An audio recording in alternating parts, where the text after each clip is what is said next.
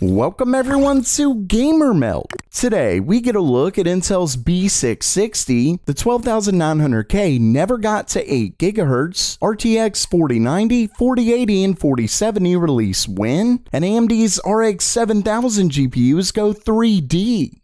Okay, it's news time, and first up for today, we have our first leak on Intel's upcoming mid-range 12th gen boards. In a new post from Video Cards, they received an image from one of the reviewers of Intel's new 12th gen CPUs. Apparently, the reviewer was mistakenly sent their board with a B660 label. And what's really interesting is that this particular board looks to come with PCI Express Gen 4. The reason that's so odd is because PCI Express 5.0 is actually included in the CPU, not the chipset, which is why every Z690 board comes with at least one PCI Express Gen 5 slot. Of course, the B660 boards are set to be cheaper, so it must not have been worth it. Really, PCI Express Gen 5 isn't all that important until we see new SSDs anyway. Then again, next-gen GPUs are looking to be insanely powerful. But before I get to that, it's never too late to begin your career in tech, to do what you love every day, and there's no better place to get you started on that path than Brilliant, today's sponsor. See, Brilliant was made to teach the STEM field, and the best part is that they teach you the concepts by having you actually do it. I'm talking visual learning. To top it off, they're completely overhauling lessons to make them even more interactive and visual, like their brand new Logic course with new challenges, lessons, and more. And even if you're already in the computer science field, Brilliant has tons of courses to expand your knowledge. They're definitely the site I trust when I want to learn something new.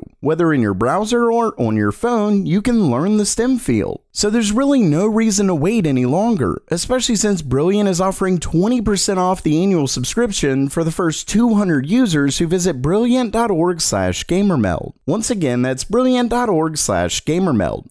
Next up, about a week ago, a story dropped that Gigabyte was able to overclock the 12900K up to 8 GHz. It was all over the place, and Gigabyte proudly proclaimed that they had broken the 8 GHz barrier, given their motherboard is what the overclocker used. Well, it looks like that's a load of crap. The story began a few days ago when the developer behind the CPU-Z validator claimed that it's very unlikely. According to Tom's Hardware, a bug caused the CPU to report a much higher ratio than it was actually using, which caused fake overclocks between 8 and 12 GHz. Since then, CPU-Z has been in contact with Gigabyte, and they ultimately decided to reject their CPU-Z submission because they failed to provide proof of the overclock. Intel actually issued a microcode update to fix the bug, but there's now a workaround. CPU-Z is currently working on a fix for that. Either way, it certainly looks like Gigabyte never truly got to 8 GHz. Next up for today, we have specs and release info for NVIDIA's upcoming 4000 GPUs. First, we have some insane specs from known leaker Greymon55, and as you can see, it's for NVIDIA's AD102, which is the GPU that would make up their RTX 4090, 4080, etc. Or whatever NVIDIA ends up calling these, considering they already kinda took the RTX 4000 brand. Either way, we can see that it's built on 5 nanometers and comes with an unreal 18,432 cores. But we've mostly seen that before. Now we can see that it comes with 24 GB of 21 gigabit per second GDDR6X and is clocked at between 2.3 and 2.5 GHz. And that clock is definitely pretty incredible. I mean, we're looking at nearly double the cores, yet much higher frequency, and all while on a monolithic design. Of course, it is set to be on TSMC's 5 nanometers, which is a huge jump from the Samsung node Ampere is built on. All of this brings the theoretical FP32 compute to a blistering 85 to 92 teraflops.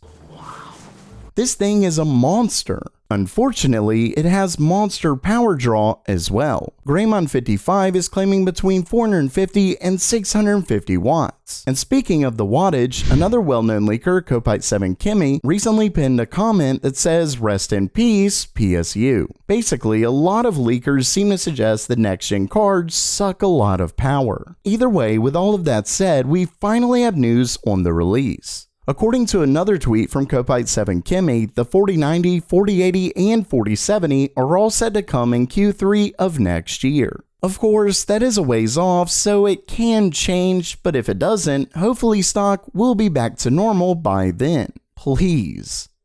And lastly for today, we have a massive leak on AMD's RX 7000 GPUs. Specifically, the Navi 31 GPU, which would make up the RX 7800 XT, 7900 XT, etc. This story also comes from leaker Greymont55, and in the tweet, he claims some pretty incredible things. For one, we know that the GPU is set to be a multi-chip module, similar to AMD's newly announced MI200. And because of that, the GPU is built on not only TSMC's 5nm, but also their 6nm process. And what's interesting is that AMD even put advanced node on their GPU roadmap for RDNA 3, instead of including an actual number, and this perfectly makes sense of that. The 6nm parts probably include the Infinity Cache, while the main GPU is built on 5nm. He also mentions that this will be a chiplet design, so it's even better than AMD's MI200 design. Not only that, but we're seeing the 15,360 number again for cores, which if you look is a whopping 3 times the amount of cores in the 6900 XT. And you can see that he claims it gets a whopping 75 teraflops of FP32 compute. So this is a beast of a GPU.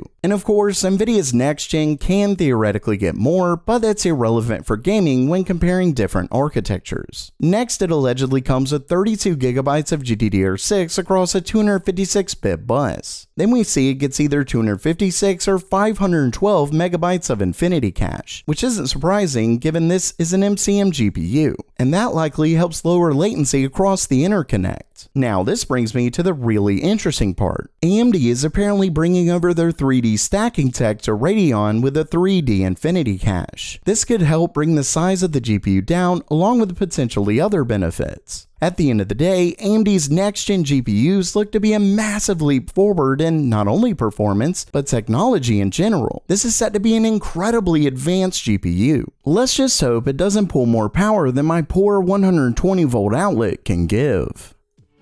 So while that does it for today, do you think AMD's GPUs are set to crush Nvidia, or will Nvidia take the crown? Let me know down in the comments below. And if you liked the video, please subscribe. And as always, have a great day!